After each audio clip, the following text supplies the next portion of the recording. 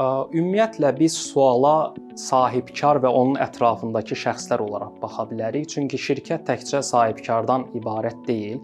Şirkəti idarə edən müəyyən idarəedici bir heyət var, direktorlar var. Bura kommersiya, HR və digər komandaları aid etmək olar. Sahibkar ola bilsin ki, rəqəmləri anlayır, amma orada idarə edən şəxslər rəqəmləri anlamasa, burada şirkəti səhv yöndə aparmaq riski də daha da çoxalır. Təbii ki, maliyyənin də rolu bütün bunları koordinasiya etməkdir. Lakin ən vacibi hər bir şəxsin öz maliyyə savadlılığını şirkətdə artırmasıdır. Yəni qeyri-maliyyə menecerlərinin müəyyən bir maliyyə savadlılığına sahib olmasıdır ki, həm sahibkarı vaxtında xəbərdar etsinlər, harada biz problem yaşaya bilərik, hansı risklərimiz var, həm də risk artıq baş verməzdən sonra yox, risk baş verməzdən öncə görsünlər ki, bizim harada problemlərimiz var və vaxtında düzgün addımları ata bilsinlər. Ona görə də düşünürəm ki, maliyyə savadlılığının həm sahibkarda, həm də idarə edici digər şəxslərdə olması şirkət üçün qaçınılmaz vacib